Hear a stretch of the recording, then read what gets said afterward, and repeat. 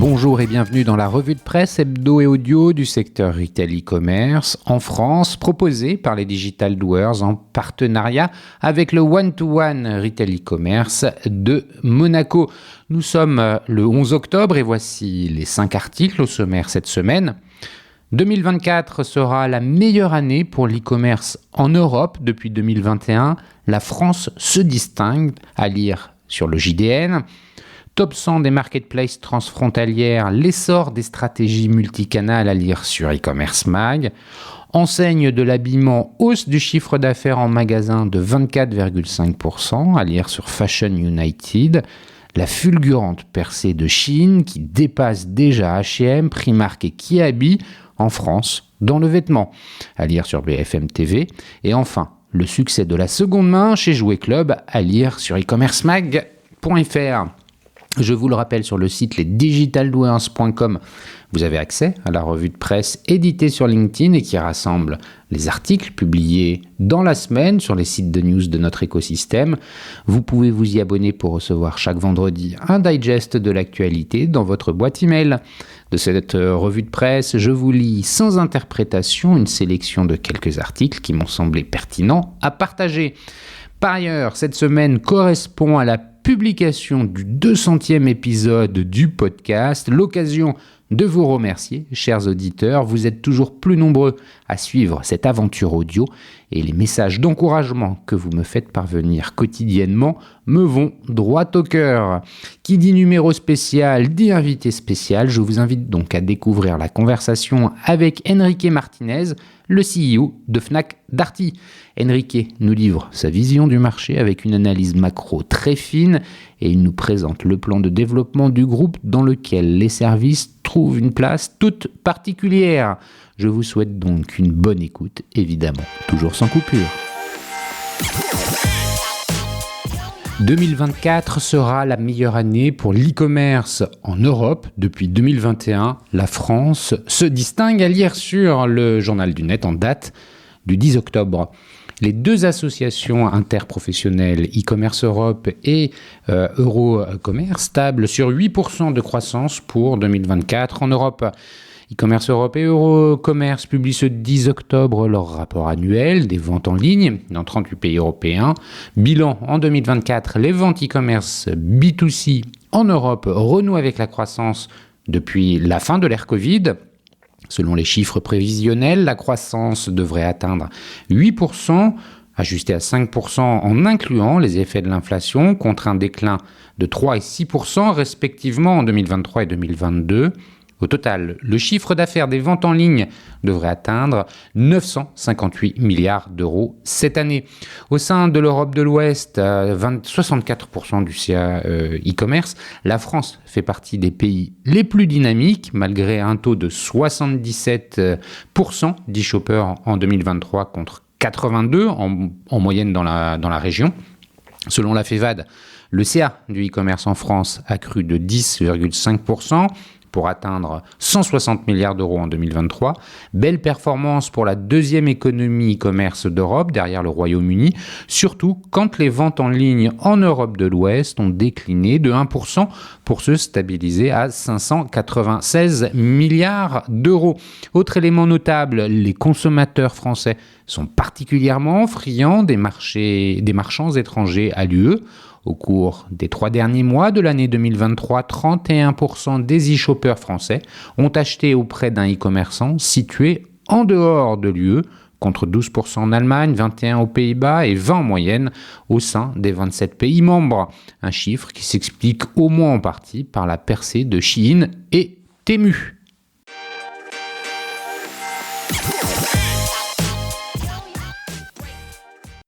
Top 100 des marketplaces transfrontalières, l'essor des stratégies multicanales à lire sur e-commercemag.fr en date du 10 octobre. Cross-Border Commerce Europe dévoile la 5e édition du rapport Top 100 des marketplaces transfrontalières en Europe. Celui-ci dévoile une perte de vitesse d'Amazon face à l'essor des stratégies multicanales. La plateforme Cross Border Commerce Europe publie la 5e édition de son rapport, Top 100 des marketplaces transfrontalières en Europe. Cette étude révèle une imposition des marketplaces comme la pierre angulaire du e-commerce transfrontalier sur le continent. En effet, les ventes cross-border européennes ont atteint 326 milliards d'euros, dont 225 milliards, soit 69%, ont été générés par les places de marché en ligne. Les 100 premières marketplaces transfrontalières se distinguent avec un chiffre d'affaires de 197 milliards d'euros, reflétant une croissance de plus de 39%. Malgré cette croissance, la part des marketplaces dans le volume d'affaires total du e-commerce devrait légèrement baisser, passant de 69 à 68% d'ici 2025, selon la plateforme Cross Border Commerce Europe. Cela indique une éventuelle maturation du marché. Pendant ce temps, le GMV transfrontalier global devrait augmenter avec 97,3% des visiteurs prévus comme étant transfrontaliers en 2025, ce qui souligne la croissance continue et l'expansion du marché transfrontalier. Le top 10 des marketplaces selon le rapport dans l'ordre: Amazon, AliExpress, eBay, Etsy, Temu, Vinted, OLX, Shein, Discogs et Zalando.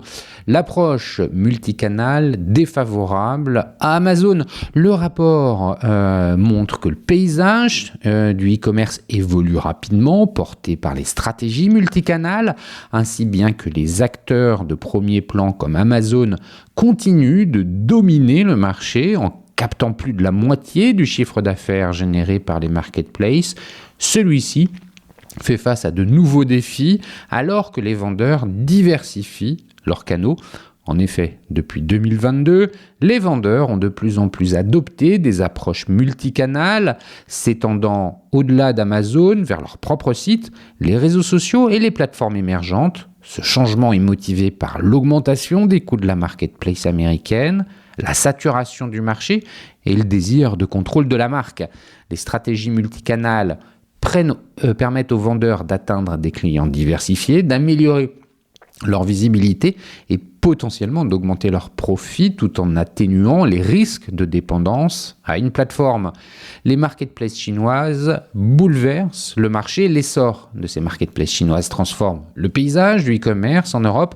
Shein et Temu redéfinissent la concurrence mondiale des marketplaces avec des modèles mettant l'accent sur les ventes directes des fabricants, des prix agressifs et le marketing sur les réseaux sociaux. Ces plateformes emploient un modèle véritablement intégré, produit par la Chine, commercialisé par la Chine, vendu par la Chine et livré par la Chine, forçant les acteurs occidentaux à s'adapter. Amazon illustre la complexité de cette évolution tout en bénéficiant de vendeurs tiers chinois efficaces, plus de la moitié de ses ventes tierces. Le géant américain fait face à des risques liés aux tensions géopolitiques, aux changements réglementaires et aux préoccupations de cybersécurité. L'accent mis sur les produits chinois à bas prix soulève également des questions de qualité et de sécurité des produits. Pour maintenir sa domination, Amazon étend son réseau de vendeurs chinois, améliore sa logistique et innove dans les méthodes de livraison. Cependant, ces stratégies impliquent des défis en termes d'intégration des vendeurs, de navigation culturelle et réglementaire et de maintien de la confiance des consommateurs.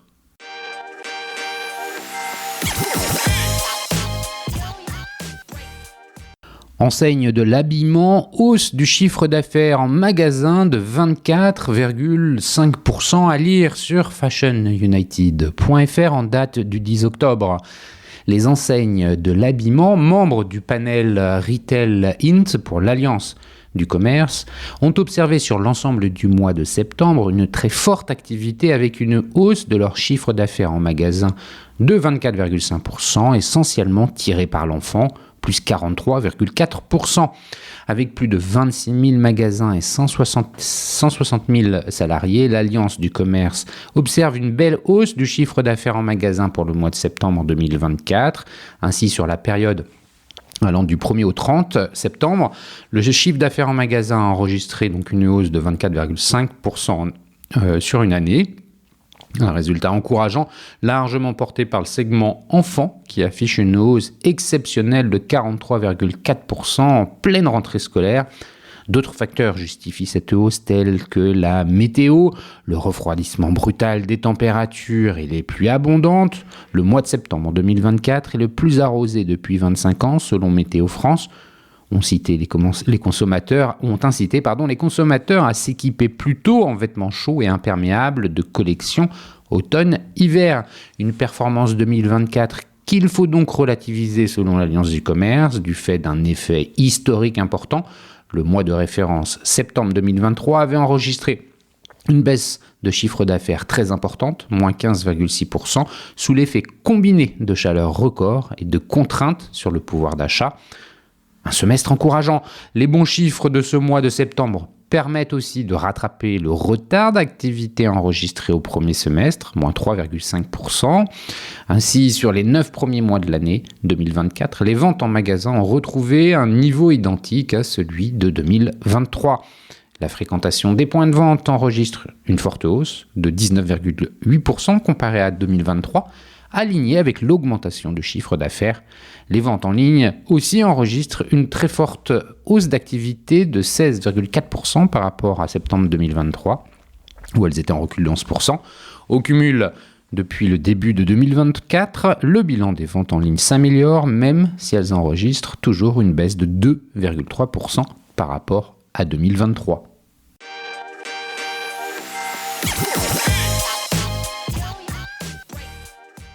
La fulgurante percée de Shein qui dépasse déjà H&M et Primark et Kiabi en France dans le vêtement, à lire sur BFM TV en date du 10 octobre. Selon les estimations de Reuters, le géant chinois de l'ultra fast fashion a réalisé 1,64 milliard d'euros de chiffre d'affaires en France, ce qui en fait le deuxième vendeur de vêtements de l'Hexagone, quasiment ex-aequo avec le leader Zara.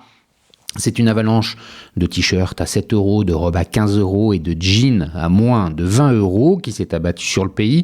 En quelques années à peine, Shein a fait une razzia sur le marché français du prêt-à-porter. Le géant chinois de ce que l'on appelle l'ultra fast fashion, ce dont l'entreprise se défend, réaliserait un chiffre d'affaires en France colossal. L'entreprise qui prépare son introduction en bourse à Londres organise des réunions informelles avec des investisseurs en cours desquelles elle distille des documents financiers. Dans l'un d'eux, consulté par Reuters, on y apprend notamment que l'entreprise réalise la plus grande part de son chiffre d'affaires occidental aux États-Unis, plus de 28% des ventes, devant l'Allemagne, 6,6%, le Royaume, 6%, et enfin la France, 5,4%. Toujours selon Reuters, le chiffre d'affaires de Shein outre-Manche aurait été de 2 milliards de dollars en 2023, ce qui place la France à 1,8 milliard de dollars, soit 1,64 milliard d'euros. Avec sa seule application et une poignée de boutiques éphémères, Shein a un poids dans le prêt-à-porter en France supérieur à des enseignes présentes depuis des décennies sur le marché et à la tête, pour certaines, de plusieurs centaines de magasins. Shein, bientôt devant Zara. Le chiffre d'affaires de Shein dans l'Hexagone serait supérieur à celui de H&M, qui compte 170 magasins et qui est de 1,28 milliard d'euros en 2023, selon le classement LSA. Mais aussi devant Primark, qui vient de dépasser le milliard d'euros, et même Kiabi, 340 magasins, qui pourtant culmine à 1,5 milliard d'euros selon LSA en France. Seule l'enseigne Zara, 113 magasins du groupe espagnol Inditex, tiendrait encore tête à l'application chinoise, et encore de très peu. Selon les informations financières publiées par la chaîne de magasins, Zara aurait réalisé 1,65 milliard d'euros de ventes en France en 2023, soit une petite centaine de millions de plus que Shein, avec un taux de croissance annuel supérieur à 30%. Shein va d'ailleurs probablement dépasser Zara en France en 2024.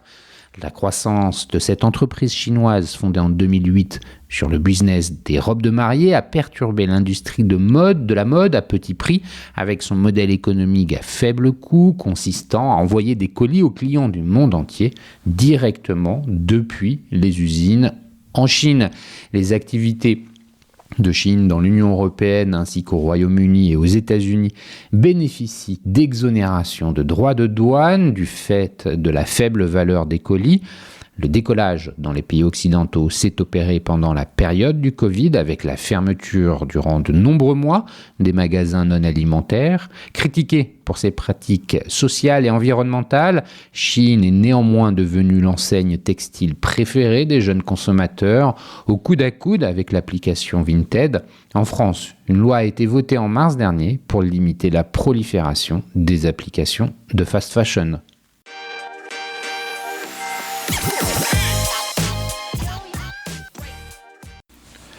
Le succès de la seconde main chez Jouet Club, à lire sur e-commercemag.fr en date du 10 octobre. 1 an et demi après avoir déployé son service en magasin Troc aux jouets, l'enseigne française Jouet Club fait le point sur le rapport de ses clients avec la seconde main. Lancé en avril 2023, le service de reprise et revente de produits d'occasion de Jouet Club compte aujourd'hui plus de 50 000 utilisateurs, selon une étude menée par le distributeur auprès d'un échantillon de 505 clients Troc aux jouets. Parmi les 130 magasins proposant ce service, ces derniers ont adopté des habitudes équilibrées entre l'achat et la revente. En effet, ils sont 35% à échanger leurs jouets utilisés contre des bons d'achat et plus de 41% à acheter ces produits de seconde main. 23% font les deux. Parmi les utilisateurs de ce service, 92% déclarent en être satisfaits et 79% le recommandent à leurs proches. Ces clients satisfaits soulignent la qualité de la relation client ainsi que l'offre adaptée à leurs besoins actuels. Faire de la place dans les placards. Les clients Jouet Club qui décident de revendre leurs jouets le font pour 3 raisons principales selon l'étude. Ils déclarent d'abord souhaiter agir pour l'écologie, puis vouloir obtenir un bon prix d'achat et enfin bénéficier d'une facilitation de reprise de leurs jouets utilisés.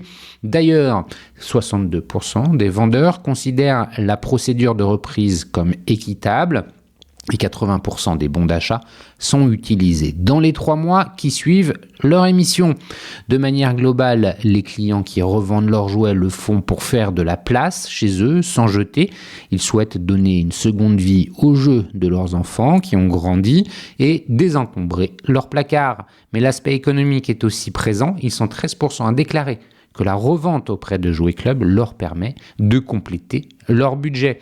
Économiser sur les achats de jouets, cet aspect économique est surtout mentionné par les acheteurs de jouets d'occasion.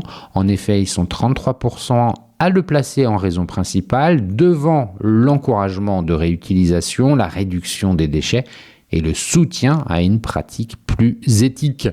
Les clients adeptes de la seconde main sont 78% à déclarer ne pas prévoir leurs achats et se décider directement en magasin.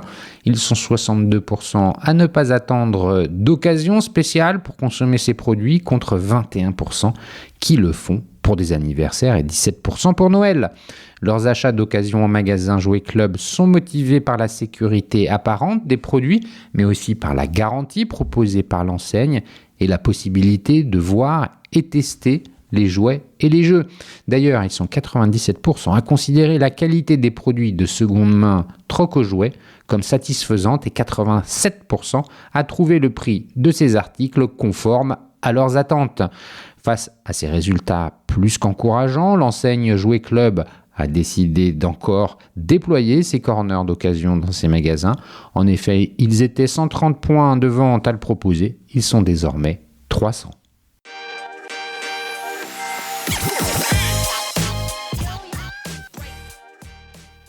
Et voilà, c'est fini pour cette semaine. Merci de m'avoir écouté. N'oublie pas de vous abonner à la revue de presse sur le site lesdigitaldoers.com. Si vous aimez l'exercice de cette revue de presse Retail e-commerce dans sa vision audio, n'hésitez pas à me le faire savoir en m'envoyant des messages sur LinkedIn et mieux encore en la faisant connaître autour de vous. Enfin, un dernier message d'auto-promo avec les Digital Doers. Je produis des chaînes de podcasts thématiques pour les prestataires de services de notre écosystème. Donc, si vous souhaitez animer la prise de parole de votre marché, c'est l'occasion d'inviter des clients et des prospects à venir converser avec vous autour de votre proposition de valeur.